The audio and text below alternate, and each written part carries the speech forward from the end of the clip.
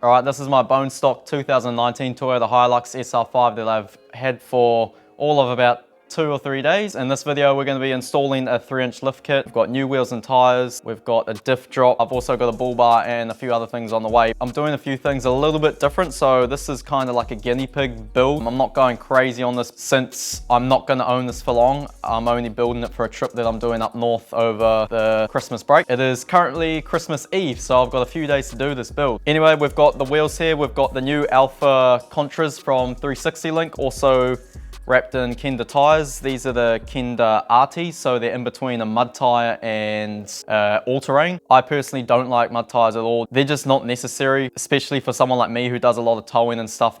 You're just better off getting the all-terrain or something. Let's face it, mud tyres handle like crap on the road. So these are a 285, 75, 16. Basically going to be the perfect fit for this. This is something a bit different. I've got parabolic leaf springs here, which are pretty uncommon, to be honest. One being people just don't know about them, and 2, people think they're not good and they sag and can't handle a load. These days you can get constant load parabolic leafs anyway. Long story short, they just handle a lot better. Parabolics just give more of like a plush ride, almost like a car in a way. Most of you would know when you've jumped into a ute, pickup, whatever you want to call it, it's quite a firm ride, especially when it's not loaded. Pro fender front and rear shocks. This whole setup is not exactly what I wanted, but I had no time and it was basically the only stuff I could get. Unfortunately, building a 4-wheel in New Zealand is just so difficult. Most of the stuff's just generic off-the-shelf stuff. I wanted to do custom valved shocks and everything from Australia, but yeah, just ran out of time. Your springs are only as good as your shocks and vice versa. That's what a lot of people look past, is the actual valving of the shocks. That's probably the most important thing. Over here, we've got a diff drop kit.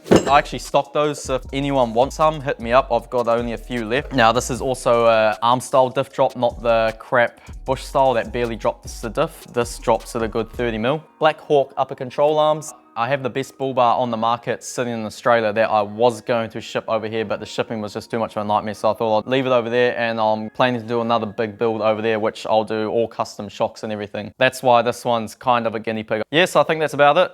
Let's crack into it. I just want to get this done. It's going to take twice as long recording, but it's whatever. What I want to do first is take some measurement to see what changes we have. So I'll do from the center of the hub to the guard, 5, 3, 5. As for the rear, 5, 6, 6. I'm going to do the front first. I just find it the easiest, even though I am doing upper control arms as well, so it'll take a little bit longer, but still easy. First things first is jack it up, take the wheels off. Now, this would be much easier with a hoist, but I don't have one, so I'm going to do it on the ground. But most people don't, so this way I can show how it's done on the ground. Got the axle stands underneath it. This is another thing I see people doing often, is taking off wheel nuts in the star sequence. You do not need to. It is only for when you're putting them on. One of those ones, eh? I really want to get this done as quick as possible so I can do the final things on this and start driving it. Look how good it's looking. Right. I suppose we bust one of these shocks out, see what they look like. Not bad. Your generic Pro Fender shock. Gone for a slightly thinner spring and added a bit of preload to it. I'm trying to aim for a comfortable ride. Generally, most lifts end up being much firmer, especially with adjustable. People don't get the right springs and stuff, and they'll wind the preload up on adjustables, which compresses the spring, which then makes it a lot firmer, and it just handles like crap. That's why the right spring and the right valving is so important. Where do I start? I suppose I'll take the wheel speed sensor off.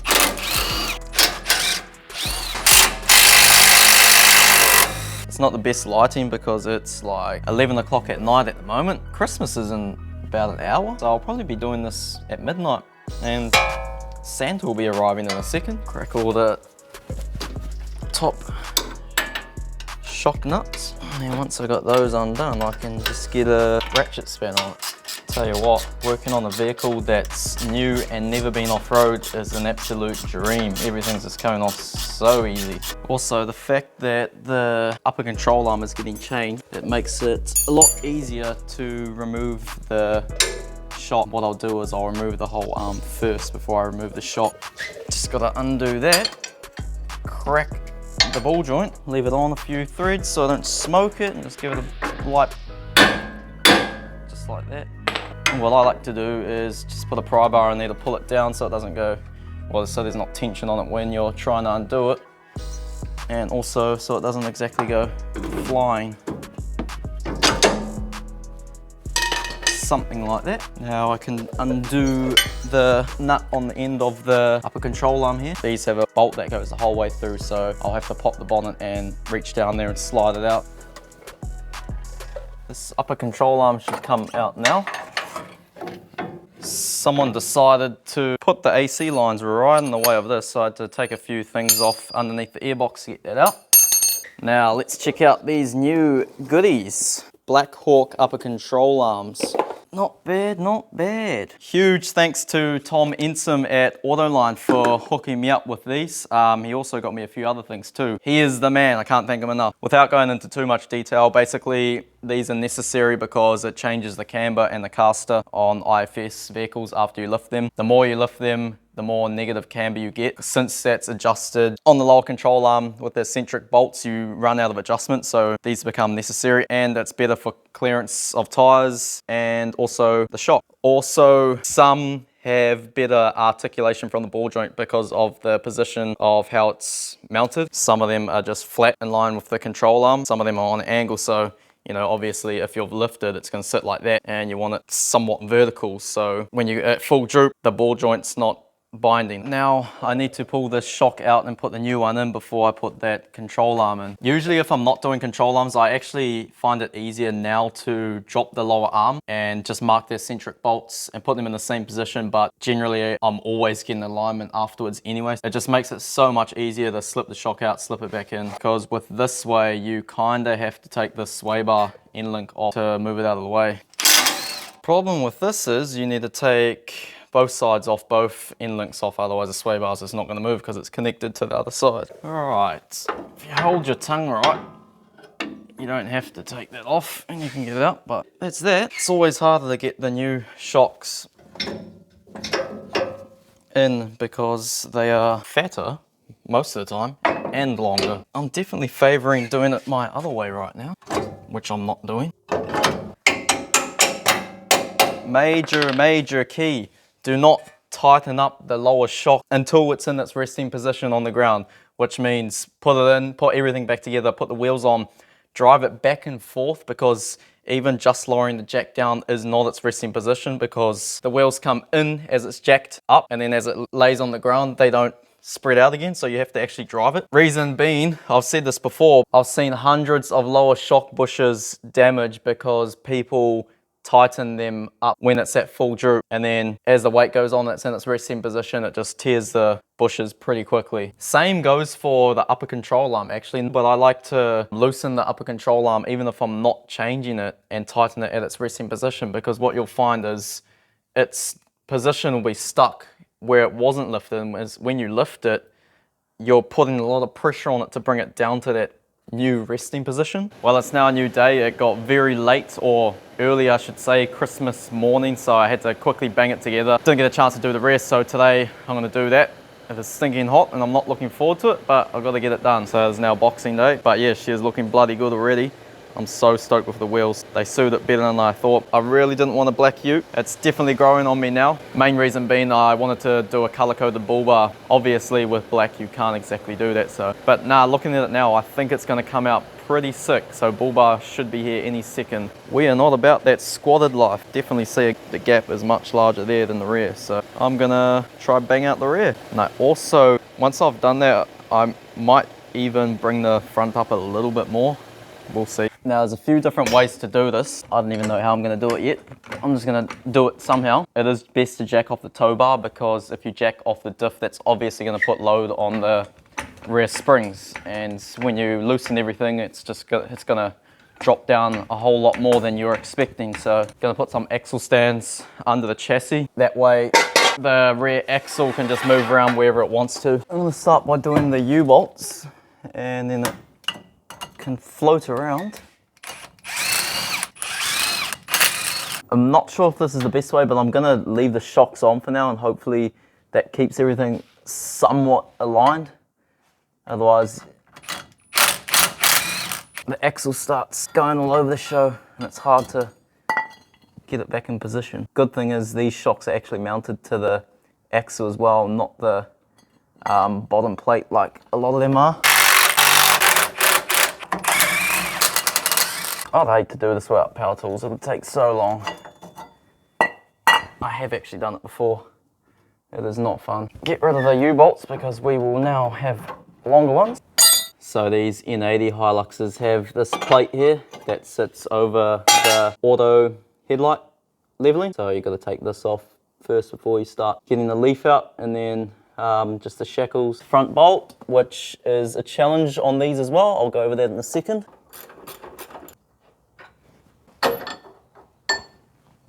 Now sometimes to get these shackles out you need to do a bit of jacking so there's not much load on them, otherwise they're just a mongrel to get out. There's a bit of a sweet spot. Alright, so I've got that shackle out there. Now this front bolt for the leaf spring is a challenge because it obviously goes that way, like that. The only way to get it out is to remove the fuel tank, which is a pain in the ass, so it's actually easier to remove it and cut it, and most kits will come with a spare bolt. This kit didn't, but I happen to have one from previous times, so just gonna lop that off and chuck a new one in the other way. Much easier. Don't think this is dodgy or anything because a lot of people do it this way. Ideally something like a saber saw is best, but I don't have one here, so hopefully the grinder's can work. So I'm gonna lop that one off, punch it through, and then probably lop the other side off. Just got the bracket there for the handbrake cable, and then the leaf spring will come out. Super simple. All going well, should almost come out.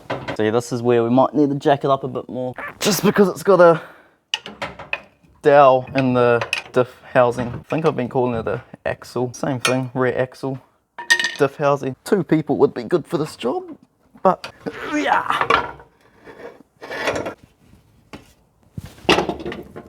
I made that look difficult, but that's that. Obviously with the lifted ones, they're gonna be bigger, bowed more, so usually a bit more challenging to get in. Got our new parabolic leaves here. Basically you can see there's only 2 here, so without going into too much detail, you're only riding on 2 leaves instead of, in this scenario, 3. As you get more load on, it comes and starts using this 3rd one here instead of this whole multi-leaf pack. That's a very basic explanation of it, but I'm so excited to try these and see how comfy they are. Got our Super Pro bushes here I'm gonna use. Dobinson's U-bolt. Just need to rip these open and grease them up. So that's that one side done. Bushes in, new U-bolts in. What I like to do is do the shocks last because then you can get it to the right height that they just slip on easy and you're not forcing them. That's the other thing I forgot to mention about parabolics is more flex. You only get as much flex as how long your shocks are. This is the new Pro Fender one against the stand one, and it's not much longer at all, which isn't the best, but definitely could have got better. Like I say, it was kind of the only option, so be interesting to see how it feels and everything. Anyway, once I got it all back together, I'll do some testing and whatnot on flex and ride comfort and all that. I don't know if it'll be in this video. I might do another one when I travel up north, so I have a better chance to test it on rough terrain and whatnot. So like the front, I only recorded one side, so there's not much point recording the other side. I just want to get it done. I think this is the first time I've done it this way. I left that spring completely on to hold everything, because the trouble you have is the dowel that's on the bottom is a bit hard to slip in, but it was actually very easy. These also have caster wedges there. I don't know if you can see, but that bottom one. So that just corrects the pinion angle once it's lifted, so good stuff. Job done, very easy. Got the shocks there, everything's all buttoned up. I do actually already have a bit of load in here. It's only like 50 kg. I got a rooftop tent, so I need to make a tub rack for that. Thanks to Liam Quinn for letting me use his rooftop tent for a few weeks. But yeah, so keen to see how this feels. I'll take it for a bit of a test drive. It's sitting at a quite nice height. I might still add half an inch or so to the front. Oh, I forgot to show you. So you can see this here. It's just not touching that, but as you get extra load, that leaf will come into effect. All right, diff drop time. I'm actually doing this a couple days later because I ran out of time and I had to get other stuff done. What's in the box? We have instructions. Don't really need those because I've done this before. So this is the proper arm style diff drop. Huge, solid, like 20mm thick arms. These things will never break. So yeah, got all the nuts, bolts, everything. I will cut one open and then I'll show you underneath the ute what the standard ones look like. That basically bolts to the side of the diff, and then this one goes underneath it. Now if we come under here, you can see that's one of them there, those 3 bolts there. So that one, it's the one that bolts to the side, and then here's the other one. Now this one isn't double mounted, it only mounts from this one point, therefore the diff can actually move quite a bit. If you're doing very rough forward driving, you can damage them. These actually bend fairly easy. So the new one mounts here as well. And then the last bit of the kit is this one on the back of the diff. This is probably the hardest one, and it's not even hard, it's just 2 bolts. Just need to lift the diff up, press the bush out, put in a new one, and yeah. So yeah, it's just a matter of buzzing these bolts out. Yeah, it's pretty damn easy. And that lowers the diff about 30 mil. So I should have got it before when it was on the ground, but there is the axle angle there now, and I'll get it again after I've finished. Front 2 bolts out. It's the factory one. Ooh, the gun only just got him. Ow. And that's the other one. Now I just need to put these bushes in the new ones and they can go in. Easy as that, job done. Now here's before and after. Right, lift's all done. I'm gonna take some measurements. Front center hub to guard is 600. Can't exactly remember, but from my previous measurements, I think that's not quite 3-inch. That might be 2.5. But I know 600 on these over factory measurements is 3-inch, so maybe it is, but the bull bar isn't on yet, so. And for the rear, have 605, so the rear is just higher than front, which is, that's perfect really. If your front is higher than the rear, you're doing it wrong. There's a reason why they have the rake like that. It's so many different factors, wheel alignment, like the caster, braking, putting loads on the rear. So when you put a big load on the rear, it should be level. The problem is people just lift the front and then they put a trailer on or a big load and then it's like facing the sky. It looks so stupid and handles crap. So yeah, I think that's gonna wrap up this video. Unsure how much the bar is going to sag it. I might put that on first, and if need be I'll add another spacer, but I really don't want to add more preload to it because more preload means less droop and firmer ride, which isn't ideal. At the moment I have 40 mil droop, which is not bad to be honest, considering it's already got a spacer and at 3-inch. Now I will say I have taken it for a quick drive and holy crap, unreal. That's all I'm going to say. Like I say, I'll go over it in another video of how I find this setup and the parabolics.